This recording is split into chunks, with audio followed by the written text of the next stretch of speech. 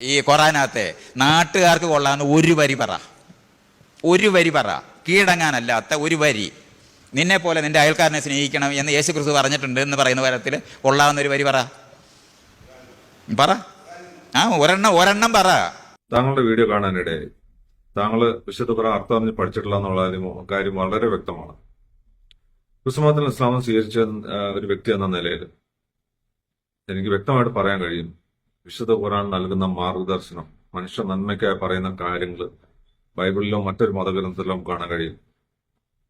ഉദാഹരണത്തിന് 41 അധ്യായത്തിലും 34 വചനത്തിൽ അല്ലാഹു സുബ്ഹാനഹു വ തആല പറയുന്നുണ്ട്, തിന്മയെ നന്മ കൊണ്ട് നേരിടുക. അങ്ങനെ ചെയ്തു കഴിഞ്ഞാൽ ശത്രു പോലും മിത്രമാണെന്ന് നമുക്ക് കാണാൻ കഴിയുന്ന അല്ലാഹു സുബ്ഹാനഹു വ തആല പറയുന്നുണ്ട്.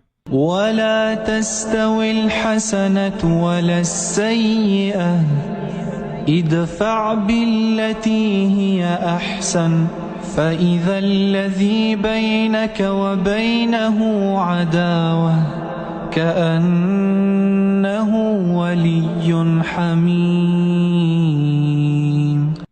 അതുപോലെ തന്നെ 49 അധ്യായത്തിൽ 11 വചനത്തിൽ അല്ലാഹു സുബ്ഹാനഹു വ തആല പറയുന്നുണ്ട്, നിങ്ങൾ മറ്റുള്ളവരെ പരിഹാസ പേരുകൾ വിളിക്കരുത്, ചീത്ത പേരുകൾ വിളിക്കരുത്, ആക്ഷേപിക്കരുത് എന്നൊക്കെ പറഞ്ഞു.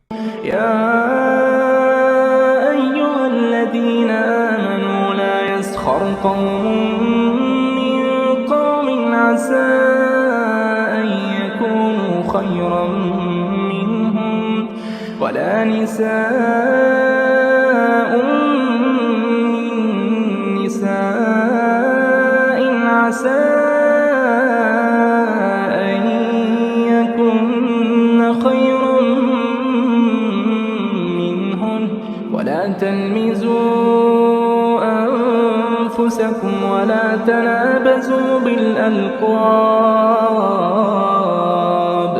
بئس الاسم الفسوق بعد الإيمان ومن لم يتب فأولئك هم الظالمون. ഈ ഖുർആനകത്തെ നാട്ടുകാർക്ക് കൊള്ളാവുന്ന ഒരു വരി പറ. ഖുർആന്റെ ആയത്ത് നമ്പറും അതിന്റെ സൂറ നമ്പറും ചാപ്റ്റർ നമ്പറും വലതുഭാഗത്ത് കൊടുത്തിട്ടുണ്ട്. അത് ഞാൻ വായിക്കുന്നില്ല. ഒരു വരി പറ. നമുക്ക് വായന തുടങ്ങാം. ഒരെണ്ണം പറ.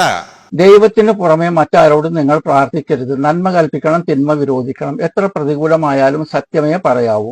അതിഥികളെ സൽക്കരിക്കണം, മറ്റുള്ളവരെ പരിഹസിക്കരുത്. അസൂയ അരുത്. ചാരവൃത്തിയും ഒളിഞ്ഞു കേൾക്കലും അരുത്. കള്ളസാക്ഷി പറയരുത്. മദ്യം കഴിക്കരുത്. സംസാരിക്കുമ്പോൾ ശബ്ദം താഴ്ത്തണം. പരുഷമായി സംസാരിക്കരുത്. ആളുകളോട് സൗമ്യമായ വാക്കുകൾ പറയണം. ഭൂമിയിൽ വിനയത്തോടെ നടക്കണം. നടത്തത്തിൽ അഹന്ത അരുത്. അഹങ്കാരം അരുത്. അനാവശ്യ കാര്യങ്ങളിൽ മുഴുകരുത്.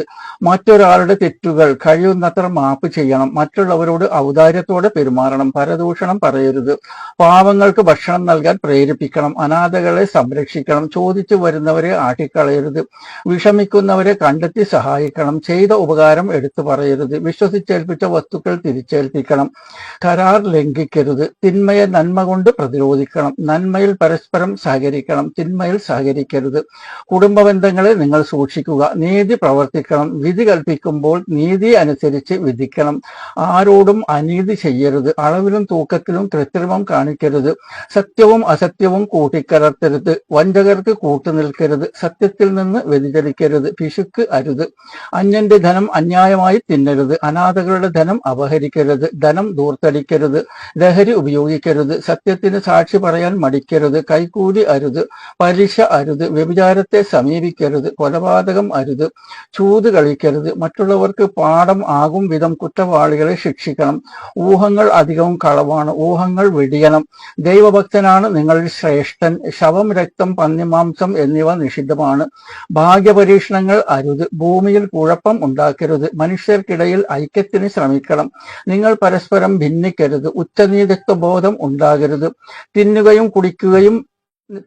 കുടിക്കുക അധികമാകരുത്. കാര്യങ്ങൾ പരസ്പരം കൂടി ആലോചിക്കണം.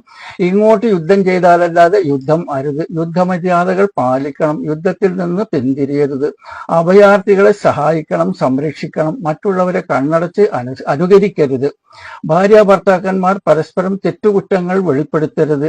സന്യാസം അരുത്, നഗ്നത മറക്കണം, ശുദ്ധി വൃത്തി സൂക്ഷിക്കണം, കോപം അടക്കി നിർത്തണം, സമ്മതം കൂടാതെ അന്യരുടെ വീട്ടിൽ പ്രവേശിക്കരുത്, രക്തബന്ധമുള്ളവർ തമ്മിൽ വിവാഹം അരുത്, മാതാക്കൾ മക്കൾക്ക് പൂർണ്ണമായി മുലയൂട്ടണം, മാതാപിതാക്കൾക്ക് നന്മ ചെയ്യണം, സ്ത്രീകൾക്കും സ്വത്തവകാശമുണ്ട്, മാതാപിതാക്കളുടെ സ്വകാര്യ മുറിയിൽ അനുവാദമില്ലാതെ പ്രവേശിക്കരുത്, കടം വാങ്ങുന്നതും കൊടുക്കുന്നതും എഴുതി വെക്കണം, കടം വീട്ടുവാൻ ബുദ്ധിമുട്ടുന്നുവെങ്കിൽ വിഷമിപ്പിക്കരുത്, ഭൂരിപക്ഷം സത്യത്തിന് മാനദണ്ഡമല്ല, സ്ത്രീകൾ മാന്യമായി ഒതുക്കത്തോടെ കഴിയണം, മരണപ്പെട്ടവന്റെ സ്വത്ത് കുടുംബാംഗങ്ങൾക്ക് അനന്തരം നൽകണം, മാതാപിതാക്കളോട് മുഖം തുളിച്ച് സംസാരിക്കരുത്, കഷ്ടപ്പാടുകളിലും വിഷമതകളിലും ക്ഷമ കൈക്കൊള്ളണം, കുടുംബത്തിന്റെ നേതൃത്വം പുരുഷന് നൽകണം, ആർത്തവകാലത്ത് ലൈംഗിക സമ്പർക്കം അരുത്, പ്രപഞ്ചത്തിലെ അത്ഭുതങ്ങളെക്കുറിച്ച് ചിന്തിക്കണം, വിജ്ഞാനം നേടുന്നവർക്ക് ഉന്നത പദവി നൽകും, ഭരണാധികാരികളെ പ്രാപ്തി നോക്കി തിരഞ്ഞെടുക്കണം,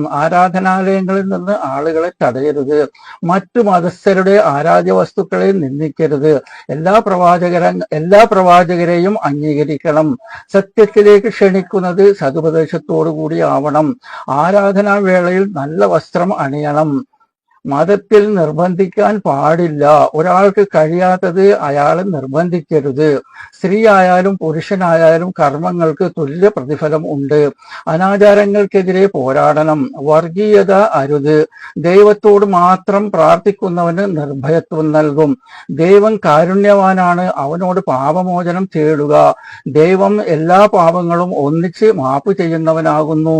100-ാമത്തെ വാചകം, ദൈവകാരുണ്യത്തെക്കുറിച്ച് നിരാശരാകരുത്. അങ്ങനെ എല്ലാ മേഖലയിലും വിശുദ്ധ ഖുർആൻ നമുക്ക് മാർഗദർശനം നൽകുന്നുണ്ട്. താങ്കൾ വിശുദ്ധ ഖുർആൻ അർത്ഥറിഞ്ഞ് പഠിക്കുക. അല്ലാഹു സുബ്ഹാനഹു വ തആല താങ്കൾക്ക് മാർഗദർശനം നൽകട്ടെ എന്ന് ഞാൻ ആത്മാർത്ഥമായിട്ട് പ്രാർത്ഥിക്കുന്നു.